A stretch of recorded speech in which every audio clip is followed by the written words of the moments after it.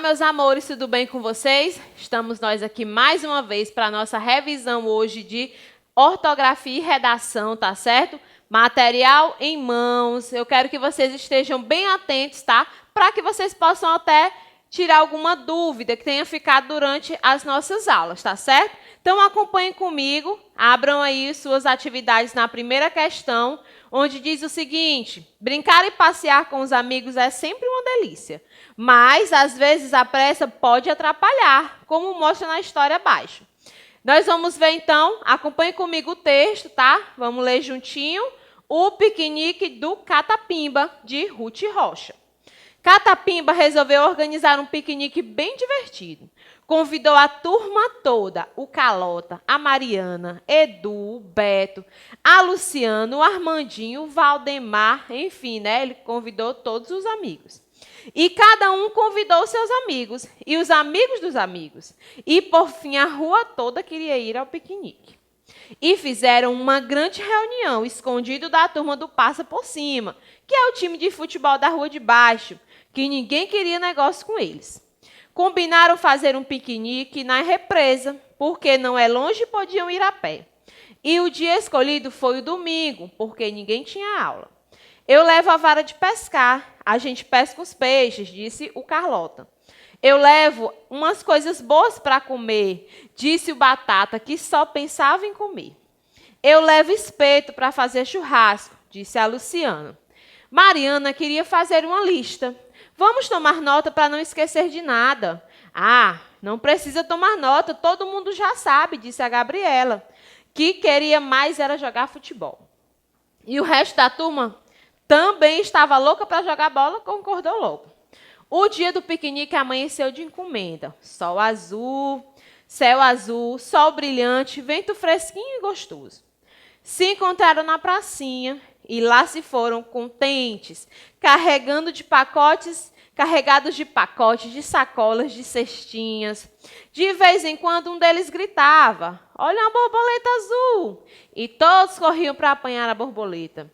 "Olha uma taturana!" E todo mundo corria de medo da taturana. E riam de qualquer coisa, que quando a gente está junto, tudo parece bacana. Chegaram à represa, cansados e famintos. Como é, pessoal? Vamos abrir os pacotes? O que é que vocês trouxeram de bom? Os pacotes foram abertos, as sacolas esvaziadas, juntaram tudo o que havia. E foi uma risada só. Tinha raquete sem bola, tinha disco sem vitrola, tinha rolo de barbante, tinha até uma viola, ninguém sabia tocar. Alguém trouxe uma cartola, ninguém sabia para quê. Tinha abridor de garrafa, mas garrafas não havia. Tinha pratos de papel, mas não tinha o que comer. Tinha copo de papel, mas não tinha o que beber. Tinha toalha xadrez, lanterna, tinha umas 3. Tinha espeto para churrasco, mas carne não tinha. Tinha toalha de mão, mas ninguém trouxe sabão. Tinha lata de sardinha, tinha lata de palmito, tinha lata de salsicha, tinha tudo que era lata. Quem trouxe foi o Batata, mas não havia abridor. O Bruno trouxe a panela, mas não tinha o que cozinhar. Tinha garfo, faca, mas não tinha o que cortar. Tinha vara de pescar, mas anzol não tinha, não. Vejam que situação. Já imaginaram vocês participar de um piquenique onde levaram-se coisas assim totalmente absurdas, né, para o piquenique? Então, vamos lá aos questionamentos. Agora responda. Escreva ao lado de cada questionamento. Catapimba e sua turma combinaram de fazer. Então, a gente viu que eles combinaram de fazer o quê? Eles combinaram de fazer um piquenique. Onde eles resolveram fazer o piquenique? Resolveram fazer o piquenique na represa. Por que lá? Por que esse local foi escolhido? Porque não era longe e eles podiam ir a pé. Logo depois pergunta, quando aconteceu esse piquenique? No domingo, né? E, por último, por que nesse dia? Por que eles escolheram o dia do domingo para fazer o piquenique? Porque no domingo ninguém tinha aula, certo? Na letra B. Quem faz parte da turma do Catapimba? Lá no início do texto a gente viu que ele listou alguns nomes dos seus amigos. A gente pode observar que foi quem? o Carlota, a Mariana, o Edu, o Beta, a Luciano, o Armandinho e o Valdemar. Como tem aqui os pontinhos, é sinal de que ele não listou todo mundo, né? Ainda tinha mais amigos aí que fazem parte da turma dele. Além das pessoas que você listou na questão anterior, que outras pessoas também foram convidadas? Que parágrafo do texto comunica a ideia de que muita gente foi ao piquenique? Você vai voltar ao texto e vai circulá-lo. Mas lembra da passagem que diz que foram convidados todos da rua, né? E os amigos dos amigos também foram, tá? Então, você volta lá no texto e circula essa parte que indica, né, que outras pessoas mais foram convidadas. Vamos à terceira questão. Mariana queria fazer uma lista, né, para o caso de eles não esquecerem, já saberem tudo que tinham que levar. Mas a Gabriela disse que não precisava. E o resto da turma logo concordou. Por quê? Encontre no texto a frase que explica o motivo e escreva abaixo. Então, a gente viu que a Mariana, em algum momento, ela disse, gente, vamos fazer uma lista, que é para a gente saber o que cada um vai levar. Mas a Gabriela pulou longe e disse, não, não precisa não, todo mundo já decorou. Olha só a pressa, né? Por que que todo mundo concordou? Aí você vai colocar aqui a frase, ó. Ah, não precisa tomar nota, todo mundo sabe. Disse Gabriela que queria mais era jogar futebol. Então, a turma toda concordou porque todo mundo não queria perder tempo, todo mundo querendo ir jogar seu futebol. Na sua opinião, o piquenique deu certo? Será que depois que você leu o texto, você viu que o que cada um levou, será que esse piquenique realmente aconteceu? Então, você vai colocar aí essa resposta, tá? De acordo com a sua opinião. Na quinta questão, releia o texto a seguir e sublinhe de azul as falas do narrador e de amarelo as falas dos personagens. Nós vimos que no texto, né, encontra-se a fala do narrador, que é quem está narrando o texto, né, quem está contando a história, e também a fala dos personagens, tá? Eu lembro que a gente estudou a respeito de que o travessão geralmente ele indica, né, a fala do personagem, tá certo? Então, sempre atento a esse detalhe. Mariana queria fazer uma lista. Vamos tomar nota para não esquecer de nada.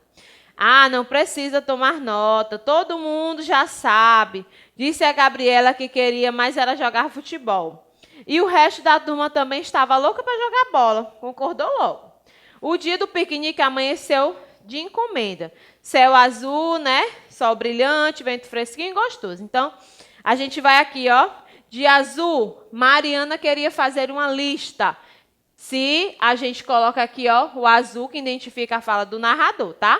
Então, vocês vão sempre colocando aqui, ó, disse Gabriela. Essas partes aqui de azul que a tia está mostrando para vocês, identificam, né? Mostram que são a fala do narrador, de quem está contando a história. Quando você observa aqui o travessão, ó, no início do parágrafo, está indicando uma fala. Então, é a fala dos personagens que você vai sublinhar de amarelo, tá bom? Conseguiram? Então, observem direitinho aí. Na sexta questão, nós vamos relembrar aí sobre o quê? As tirinhas, né? Que é esse gênero textual também que a gente estudou no decorrer das nossas aulas. Nós vimos que a tirinha, ela tem elementos que também fazem parte da história em quadrinhos. E o que as diferenciam é que a tirinha ela é uma história mais curta e é contada com menos quadrinhos. Ela é representada com 3 ou 4 quadrinhos. Diferente das histórias em quadrinhos, os HQs, né? Que eles são bem mais longos. Tem uma história, né, contada com mais quadrinhos. Porém, tanto na história em quadrinhos como na tirinha, nós temos a presença das onomatopeias, nós temos a presença dos balões de fala. Então, o que as diferencia de fato é a quantidade de quadrinhos. E também a questão, né, que a tirinha ela é uma tirinha mais voltada para a apresentação de uma história humorística. Então, vamos ver aqui. Calvin, essa aqui, ó, é a tirinha do Calvin. Diz assim, cadê meu casaco? Procurei por toda parte, debaixo da cama, em cima da cadeira, na escada, na cozinha. Não está em lugar nenhum. Ah, está aqui. Quem colocou meu casaco no armário? Olha só que interessante. Na letra A, no primeiro quadrinho, quando Calvin pergunta, cadê o meu casaco? Ele expressa um sentimento. Qual é ele? Então, a gente vai até voltar aqui, ó. sempre que vocês observarem as histórias em quadrinhos, é interessante que você observe também a expressão, né? É uma outra característica também desse gênero textual, que é a expressão do personagem. Aí nós podemos dizer que ele expressa angústia, aflição, ele estava aflito porque estava procurando seu casaco e não encontrava. Na letra B, na sequência de ações dos quadrinhos 2 e 3, Calvin apresenta uma série de ações que tem como objetivo achar o seu casaco. Para você, em qual dos lugares procurados seria mais provável encontrá-lo? Por quê? Então, a gente viu que ele procurou por lugares meio estranhos, né? Então, debaixo da escada, ele procurou lá em cima da cadeira. E qual desses lugares aí você acha que seria o mais provável dele encontrar, para ser o mais visível possível? Essa é uma opinião da tia, tá? Eu coloquei em cima da cadeira, né? Essa é uma opinião que você vai responder e dizer o porquê. Por que que em cima da cadeira ou em outro lugar que você colocou aí, você vai dar a sua opinião e vai justificar, tá certo? Letra C. O que acontece no último quadrinho? Ele achou o casaco? Onde estava? Então, lá no último quadrinho, o que foi que ele disse, né?